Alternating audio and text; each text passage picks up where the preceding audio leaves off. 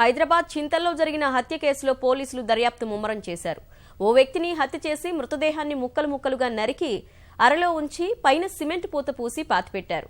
కలకలం సృష్టించిన ఈ ఘటనలో 2 బీహారీలపై అనుమానాలు వ్యక్తమవుతున్నాయి. పరారీలో ఉన్న వారిని పట్టుకోవడానికి 5 ప్రత్యేక బృందాలను ఏర్పాటు చేశారు. హైదరాబాద్ చింతల ప్రాంతంలో ఓ వ్యక్తిని కిరాతకంగా హత్య చేసిన ఘటన ఆలస్యంగా వెలుగుచూసింది. ఓ ఇంట్లో ముక్కలుగా నరికి ఉన్న వ్యక్తి మృతదేహం లభ్యమైంది. చంద్రానగర్లో మహేందర్ గుప్తా ఇంట్లో ఈ ఘటన చోటు చేసుకుంది. అతని ఇంట్లో బీహార్కు చెందిన భువన్ కుమార్ ఝా, వివేక్ విదూర్ ఝా అనే 2 6 నెలలుగా అద్దెకు ఉంటున్నారు. అదే గదిలో హత్య జరిగింది. తల, మొండెం, కాళ్లు, చేతులు మొత్తం 8 భాగాలుగా చేసి ప్లాస్టిక్ కవర్లలో పెట్టి గోతుల్లో పూడ్చి పైన సిమెంటుతో ప్లాస్టరింగ్ చేశారు.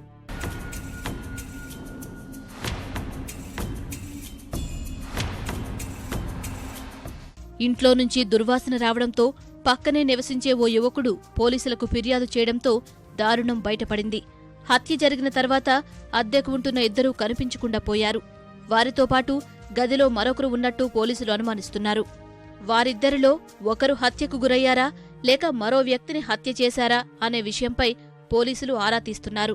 మృతదేహం బాగా కుళ్లిపోయి గుర్తించడానికి వీలు లేకుండా ఉంది. మృతదేహం విడిభాగాలను ఫోరెన్సిక్ ల్యాబ్కు తరలించారు.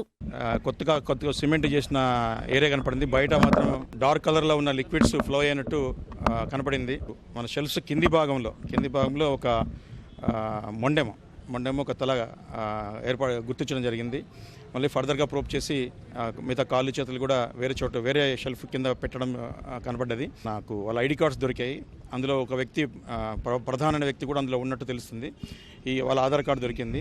ఫర్దర్గా ఈ కార్డ్స్ బేస్ చేసుకుని వీళ్ళెవరు, ఎక్కడి నుంచి వాళ్ళు ఎంతకాలం ఉంటున్నారు, ఎప్పటి నుంచి ఉంటున్నారు, వాళ్ళ కోసం టీమ్స్ ఫామ్ చేసి వెతకడం జరుగుతుంది.